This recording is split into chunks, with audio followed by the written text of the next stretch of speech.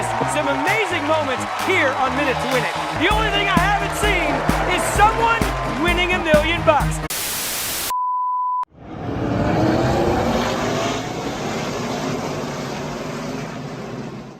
Hey everyone, I'm Ben Schneider, and last time on this series, we talked about Deal or No Deal, a highly successful NBC primetime game show. In this episode, however, I want to take a look at Minute to Win It, another successful NBC primetime game show. Unlike the previous entries in this series, however, Minute to Win It actually never saw a $1 million winner throughout its history, as it was only on the air for a couple of years. And this was despite doing a $1 million mission similar to Deal or No Deal. So why was the top prize virtually impossible to win? Well, here's your answer. The $1 million game was Supercoin. Well, everybody, thank you so much for watching. I'm Ben Schneider, and we'll see you in the next episode. Have a good one. Alright. I'm kidding. Come back. I know you want an actual video. Let's review the tapes, go a little bit more in depth, and take a look at why winning $1 million on Minute to Win It is almost impossible. Minute to Win It is essentially a modern-day version of Beat the Clock. Contestants are given blueprints that outline challenges using simple household items, and must complete those challenges in under 60 seconds, hence the name Minute to Win It. These can be as simple as blowing a balloon and letting air out to knock over plastic cups, or playing a miniature game of bowling with marbles and a pencil. Some episodes feature contestants competing by themselves, while other episodes see teams of 2 playing the game together. The further they advance in the game, the more money they can win. But as they play on, the challenges continue to increase in difficulty, and they're only given 3 lives to work with. And for the challenges at the very top of the money chain, completing them in under 60 seconds isn't just difficult, it's oftentimes almost impossible. I talked about Who Wants to Be a Millionaire earlier in this series, and I brought up how the higher level questions on the syndicated version were a lot more obscure, and therefore significantly harder than their primetime counterparts.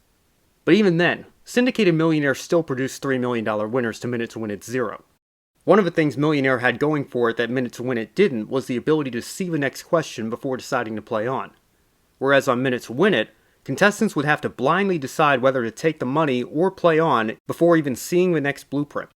This made the decision to go for the higher levels even more of a risk, especially considering the only safe haven was originally the $50,000 level.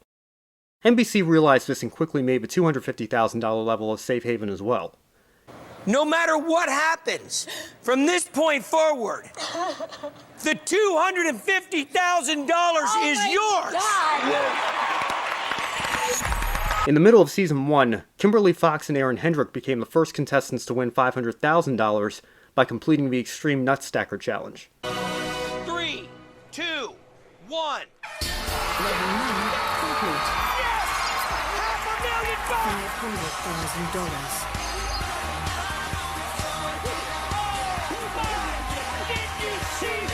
The only problem is that they used up all but one of their 3 lives on that level. Before this gets out of control, you have 1 life left. You are 1 challenge away from $1 million. And even with the knowledge that Supercoin was the $1 million game, it's completely understandable why they chose to walk away. See this money?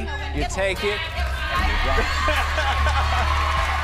In the second season, NBC decided to make the $500,000 level a safe haven as well, and one team was actually able to make it to this level in a special family episode. But despite the Bishop family's best efforts, they were unable to get past Supercoin as well. These, however, wouldn't be the only 2 times we'd see a potential $1 million opportunity. As I mentioned in the opening, Minute to Win It did a $1 million mission that was even more favorable to prospective contestants than Deal or No Deals, and they did it in their very first season nonetheless. At the end of a handful of summer episodes, the show would select an audience member to play Supercoin with only 1 attempt at beating the game. None of these one-off contestants were successful. They also had special Last Man Standing episodes, where 10 contestants would compete against one another, and the slowest contestant at the end of each challenge would be eliminated. The last contestant remaining would win $100,000 and then be given a chance to compete for the $1 million. Now, despite all of these opportunities NBC gave contestants to play Supercoin, the task remained unbeaten throughout the entire show's run. Pretty much all of the other challenges could at least be attempted and even mastered with proper technique. I really think the argument can be made that this game alone is ultimately why the $1 million prize was never won. It's not like NBC didn't try. They added multiple safe havens to the money tree, they had elimination competitions that promised the winner a chance to play for the $1 million, Heck, they were even bringing lucky audience members straight to Supercoin and giving them 60 seconds to try it out. None of them were successful. And when you think about this blueprint, the size of a target, and the almost non-existent margin for error, I don't think it's a super hot take to say that this was too challenging of a game. Even if you use a smaller coin like a dime or a penny, the amount of precision necessary to make this shot is, if not 1 in a million, probably not that far off. Now, of course, I'm not suggesting that winning $1 million on a game show should be easy, but I am saying it should at least be, relatively speaking, possible. Is completing the Supercoin challenge possible?